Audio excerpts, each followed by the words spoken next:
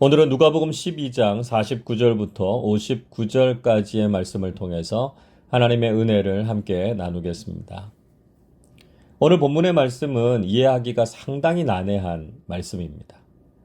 마치 예수님의 말씀이 모순인 것처럼 느껴질 수도 있고요. 또 분쟁을 일으키신다라고 하는 말씀이 충분히 오해가 될 수 있는 말씀이기 때문입니다. 그래서 오늘 말씀은 그 의미를 잘 살펴보지 않으면 안 됩니다. 49절을 보십시오. 내가 불을 땅에 던지러 왔노니 이 불이 이미 붙었으면 내가 무엇을 원하리요? 예수님께서는 불을 땅에 던지기 위해서 오셨다고 말씀하셨습니다. 여기에서 불이라고 하는 것은 성령을 의미한다 이렇게 해석하기도 하는데요. 그보다는 다툼이나 분쟁을 의미하는 것으로 보는 것이 더 맞습니다. 즉 예수님께서 오심으로 인해서 일어나게 될 분쟁을 상징합니다. 예수님의 복음 때문에 사람들 사이에서 일어나게 될 갈등이 있다는 것이죠. 어떤 사람들은 복음을 받아들이고 믿음의 삶을 사는가 하면 어떤 사람들은 복음을 거부하고 그것을 따르지 않게 됩니다.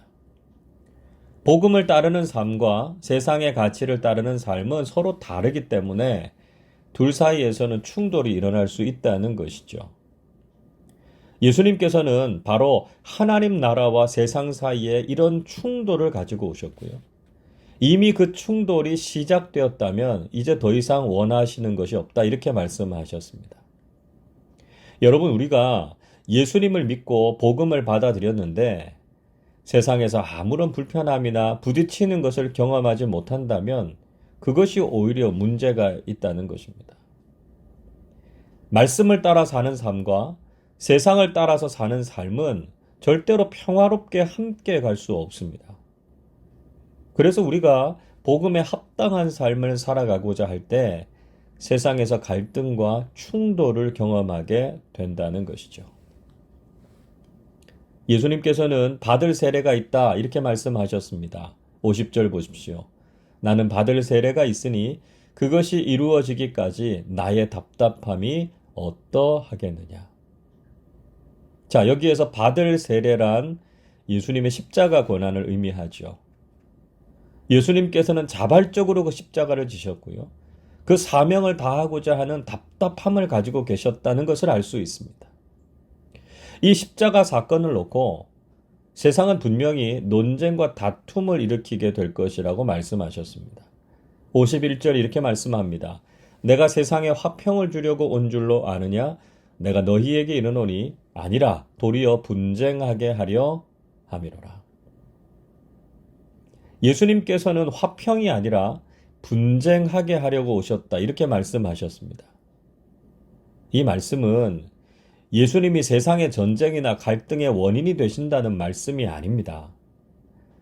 예수님의 복음이 악한 세상에 전해질 때 그것을 받아들이는 사람들과 받아들이지 않는 사람들 사이에서 일어나게 될 분쟁을 말씀하신 것이죠. 예수님이나 복음 그 자체가 나쁜 것이어서 분쟁을 조장하는 것이 아니고요. 그것을 받아들이는 세상의 악함 때문에 분쟁이 일어난다는 것입니다. 예수님의 복음 때문에 아주 가까운 사람들 사이에서도 갈등이 일어날 수 있습니다.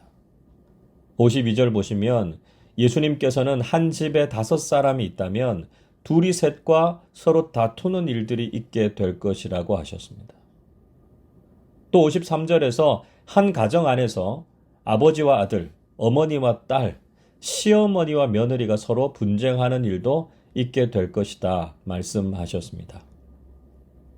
분쟁하다라고 하는 헬라어 단어 디아메리조라고 하는 말은 무엇을 통해서 분배하다, 조각으로 나누다 이런 의미를 가지고 있습니다.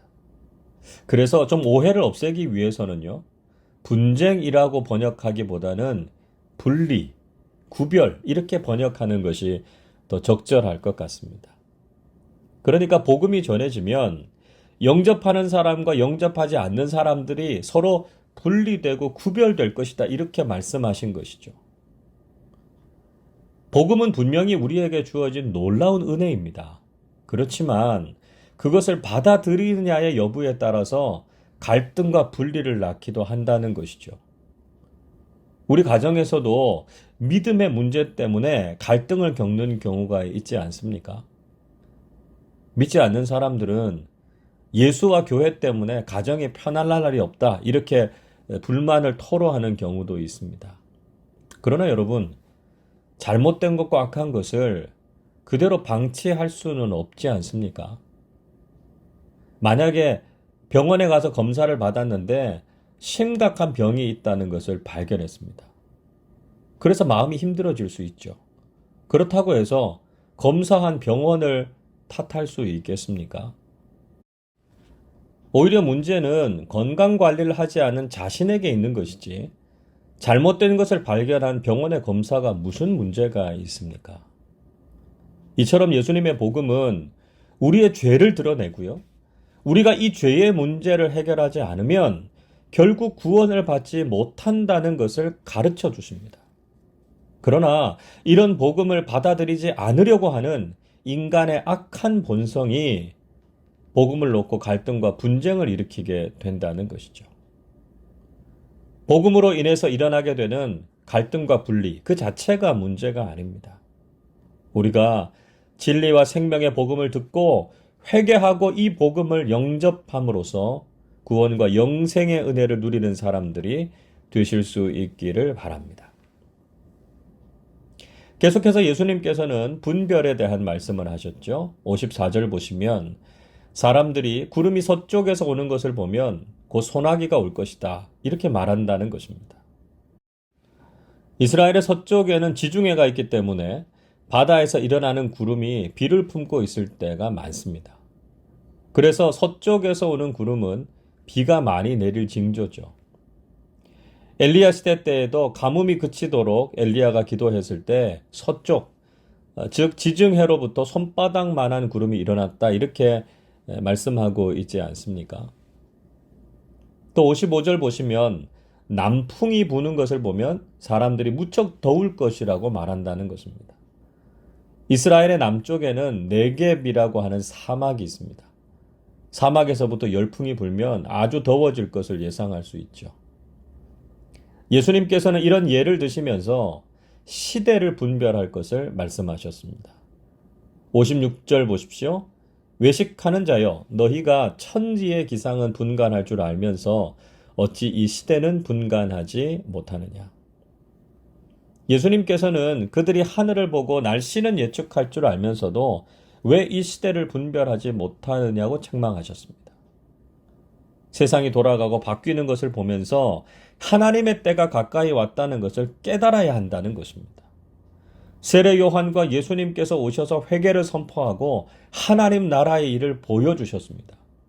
그리고 이 세대가 얼마나 악한지를 깨닫게 해주셨습니다.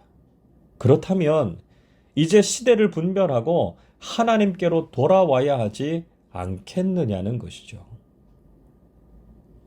예수님께서는 그들에게 진리를 바르게 판단하라고 요청하셨습니다. 57절 이렇게 말씀합니다. 또 어찌하여 옳은 것을 스스로 판단하지 아니하느냐.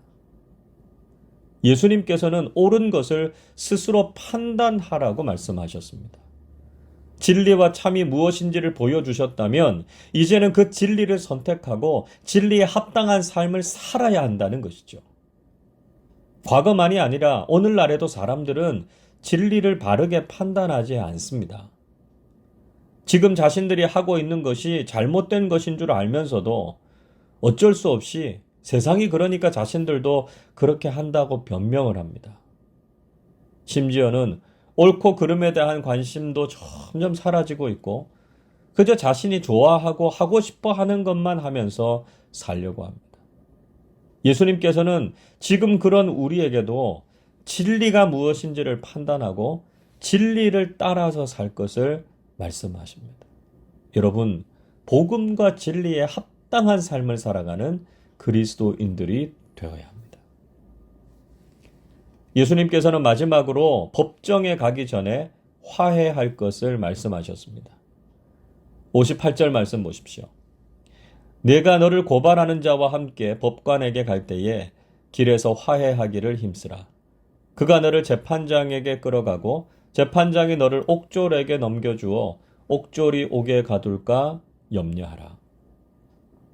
예수님께서는 고발하는 자와 함께 법관에게 갈 때 길에서 화해하기를 힘쓰라고 말씀하셨습니다. 자, 앞에서는 분쟁에 대해서 말씀하시고 뒤에서는 화해에 대해서 말씀하셨기 때문에 모순이 되고 혼동이 생길 수도 있습니다. 자, 그런데 이 말씀이 의미하는 건 이런 것입니다. 여기에서 재판장은 하나님을 상징합니다. 그래서 우리가 하나님의 심판 앞에 서기 전에, 즉 아직 기회가 있을 때 회개하고 하나님과 화해하라는 것입니다. 우리가 예수님의 십자가를 통해서 하나님과 화목하고 죄의 문제를 해결받아야만 구원을 받을 수 있다는 것이죠. 그 죄를 해결하지 않으면 절대로 감옥, 즉 지옥의 형벌에서 벗어나지 못할 것이다 말씀하고 있습니다. 우리는 예수님의 복음을 듣고 회개해서 하나님과 화해하고 하나님의 자녀가 되어야 한다는 것이죠. 여러분, 복음은 단지 우리를 평안하게만 하는 것이 아닙니다.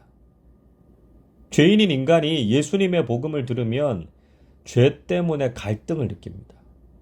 그리고 복음을 받아들인 사람들과 그렇지 못한 사람들 사이에서 다툼과 분열이 일어나게 될 수도 있다는 것이죠.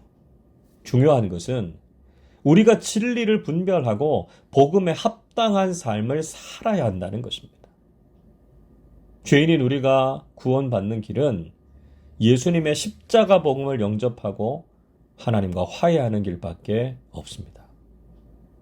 우리에게 주신 구원의 복음을 믿음으로 받아들이고 세상과 구별되고 하나님과 화목함을 이루는 하나님의 자녀들로 살아가시기를 주님의 이름으로 축원합니다.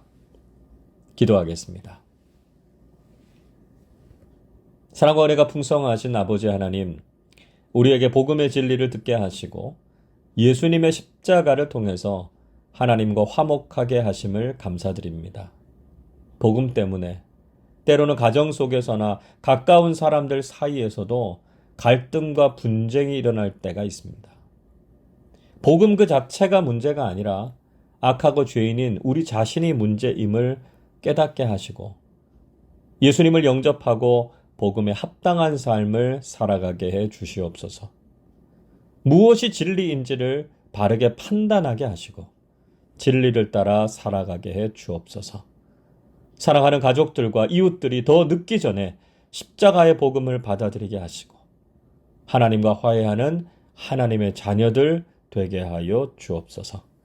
감사드리며 우리 주님 예수 그리스도의 이름으로 기도하옵나이다. 아멘.